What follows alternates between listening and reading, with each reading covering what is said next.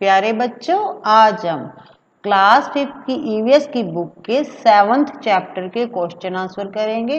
Chapter का नाम है वृक्षों की महिमा।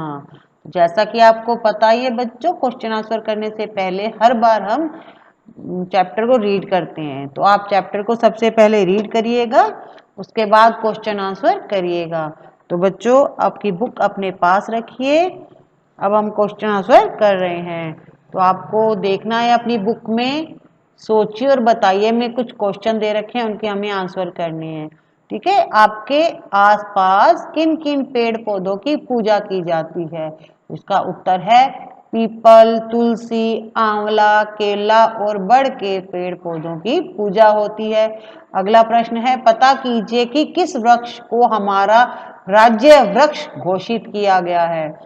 खेजड़ी के वृक्ष को हमारा राज्य वृक्ष घोषित किया गया है। हम राजस्थान में रहते हैं, इसलिए राजस्थान का राज्य वृक्ष खेजड़ी है। अगला प्रश्न है, वृक्षों को कटने से बचाने के लिए लोगों द्वारा क्या क्या प्रयास किए जा रहे हैं? आंसर है कि वृक्षों को कटने से बचाने के लिए लोगों द्वारा पेड़ों को पूजा जाता है। वृक्षों के लिए कुछ क्षेत्र संरक्षित कर दिए गए हैं। वृक्षों से होने वाले फायदे को समझाया जा रहा है तथा वृक्षों को कटने से बचाने के लिए विभिन्न प्रकार के आंदोलन किए जा रहे हैं। अगला प्रश्न है, आपके आसपास किस अवसर पर पेड़ पौधे लगाने की परंपरा है? हमारे आसपास नए वर्ष के दिन, वन महोत्सव के दिन तथा विभिन्न महापुरुषों की जयंतियों पर पेड़ पौधे लगाने की परंपरा है। बच्चों, आजकल जन्मदिन पर, शादियों पर भी पेड़ पौधे लगाने का चलन शुरू हो गया है। अगला प्रश्न है, आपके आसपास इस प्रकार संरक्षित भूमि को क्या कहते हैं? आंसर है, हमारे आसपास इस प्रकार की संरक्षित भूमि को औरण भूमि कहते हैं। आप ये क्वेश्चन दे सकते हो, सोचिए और बताइए में। अगला प्रश्न है कि वृक्षों को काटने से बचाने के लिए गांवों में प्राचीन काल से ही किस प्रकार की जन चेतना थी? इसका आंसर है कि वृक्षों को काटने से बचाने के लिए गांवों के आसपास की भूमि को किसी लोक देवता, लोक देवी, संत और महापुरुष के नाम से संरक्षित करते थे तथा वृक्षों को विभिन्न अवसरों पर पूजा जाता था। गोचर व चारागाह की भूमि को भी संरक्षित किया जाता था।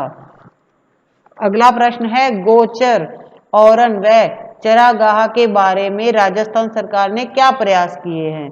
आंसर है कि गोचर, औरण व चरागाह भूमि को राजस्थान सरकार के द्वारा कानून बनाकर संरक्षण किया गया है।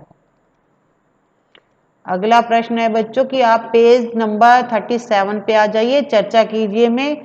प्रश्न है, जंगल किसे कहते हैं?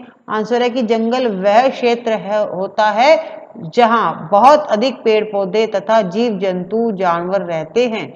अगला प्रश्न है कि जंगल में वृक्षों की कमी होगी तो क्या होगा? आंसर है, जंगल में वृक्षों की कमी से फल फूल, सब्जियां, लकड़ियां, औषधियां व ऑक्सीजन की कमी होगी। प्रश्न अगला है कि जंगल में वृक्षों के अलावा और क्या क्या होता है? आंसर है कि जंगल में वृक्षों के अलावा जंगली जानवर होते हैं। अगला प्रश्न है, क्या आप अपने विद्यालय में पेड़ लगाते हैं? तो आंसर है कि हाँ, हम अपने विद्यालय में पेड़ लगाते हैं। पेड़ों की देखभाल आप और आपके साथी किस प्रकार करते हैं? तो आंसर है कि हम पेड़ों को समय समय पर पानी देते हैं, उनकी काट छांट करते हैं तथा समय समय पर कीटनाशक दवाओं का छिड़काव करके उनकी देखभाल करते हैं।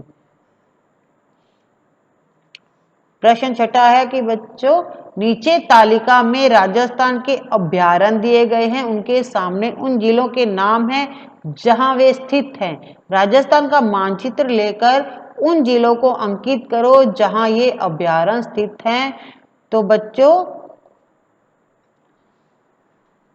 तो बच्चों आपको स्टेशनरी शॉप से एक राजस्थान का नक्शा लाना है, मैप लाना है। उस मैप में हम फिल करेंगे जिलों के नाम जहां जहां पर ये अभ्यारण्य है।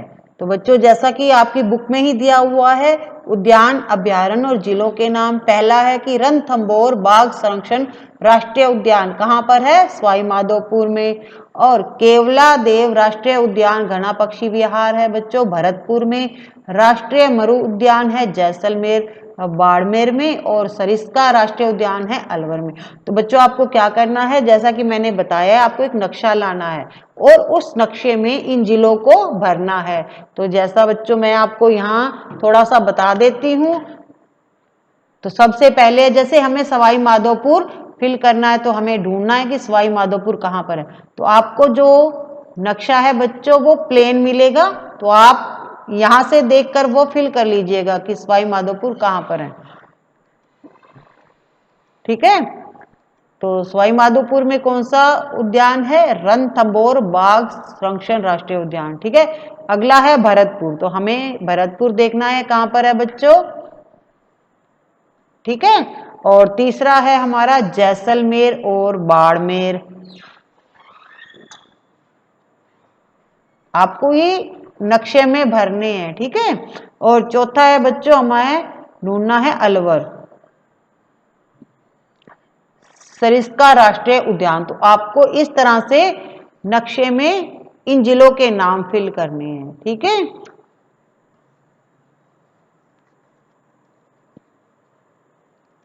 अगला प्रश्न है कि तोता क्या खाता है?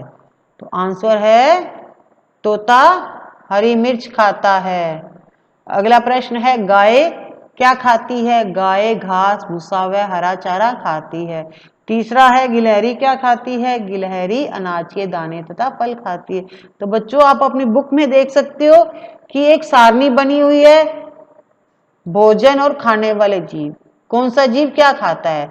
देखो खरगोश और हिरन खाता है बच्चों पौधे। ठीक है, शेर और लोमड़ी क्या खाते हैं? ये मांसाहारी होते हैं तो मांस खाते हैं। यहाँ पर हिरन लिखा हुआ है। तीसरा लोमड़ी क्या खाती है? मुर्गी। और चौथा है मुर्गी क्या खाती है? बीज खाती है। और बिल्ली क्या खाती है? चूहा खाती है। तो बच्चों ये खाद्य श्रृंखला है। ठीक है, जब हमने चैप्टर को रीड किया था तो अच्छी तरह से बताया था। आप चैप्टर को रीड कर लीजिएगा, आपको आंसर आ जाएंगे। अगला प्रश्न है पेज नंबर 39 पर, खाद्य श्रृंखला से आप क्या समझते हैं? उदाहरण दीजिए। तो इसका आंसर है कि पेड़ पौधे व जीव जंतुओं के भोजन के आधार पर संबंध को खाद्य श्रृंखला कहते हैं। उदाहरण के लिए टिड्डा घास खाता है, टिड्डे को मेंढक खाता है, मेंढक को सांप खाता है, वह सांप को बाज खाता है। बच्चों यहाँ आंसर में थोड़ा आप सही कर लीजिएगा, बाज है। ठीक है, यहाँ थोड़ी मिस्टेक हो गई है। तो अगला प्रश्न है कि अभ्यारण्य से आप क्या समझते हैं? आंसर है कि अभ्यारण्य वह स्थान होता है जो जीव जंतु और पेड़ पौधों के लिए संरक्षित होता है। अगला प्रश्न है चिपको आंदोलन के बारे में लिखिए। आंसर है कि उत्तर प्रदेश के गढ़वाल क्षेत्र में ठेकेदारों ने अपने व्यवसाय के लिए पेड़ों को काटना शुरू किया तो लोगों ने उसका विरोध किया। वे लोग पेड़ों को बचाने के लिए पेड़ों से चिपक गए। इसे चिपको आंदोलन कहा गया। सुंदरलाल बहुगुणा ने इस आंदोलन का नेतृत्व किया था। नेक्स्ट क्वेश्चन है कि पेड़ों से होने वाले लाभों की सूची बनाइए। तो हमें एक लिस्ट बनानी है जिसमें हमें बताना है कि पेड़ पौधों से हमें क्या फायदा होता है। तो पेड़ पौधों से हमें निम्नलिखित लाभ होते हैं। पेड़ों से हमें सबसे पहले फल, फिर फूल, लकड़ियां, औषधियां, ऑक्सीजन, सब्जियां आदि वस्तुएं मिलती हैं। सेकंड है कि पेड़ वर्षा करने में सहायक होते हैं। थर्ड है इनसे जानवरों के लिए चारा प्राप्त होता है। फोर्थ है पेड़ पर्यावरण संतुलन में सहायक होते हैं। बच्चों पेड़ है जो जानवरों का घर भी होता है, उनको वो आश्रय देते हैं। ठीक है, तो बच्चों आज हमने इस क्वेश्चन के इस चैप्टर के क्वेश्चन आंसर कर लिए हैं। आपको दोनों वीडियो देखनी है। ठीक है बच्चों, और आप इस चैनल को सब्सक्राइब भी जरूर करिएगा, लाइक एंड शेयर भी करिए और अपने फ्रेंड्स को भी बताइए, उनकी भी हेल्प करिए। Thank you.